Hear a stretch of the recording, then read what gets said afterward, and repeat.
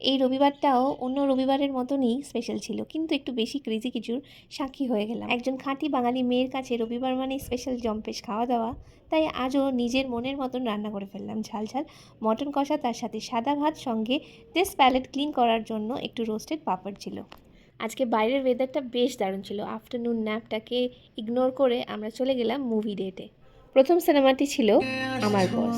শিবপ্রসাদ দার ফিল্ম নিয়ে ভীষণ এক্সপেকটেশন ছিল, কিন্তু কেমন যেন হতাশ করলো।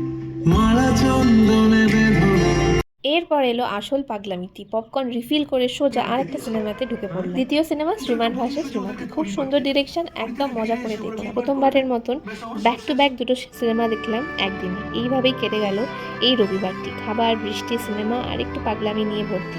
আশা করি ভালো লাগলো আমার এই সানডে এপিসোডসগুলো।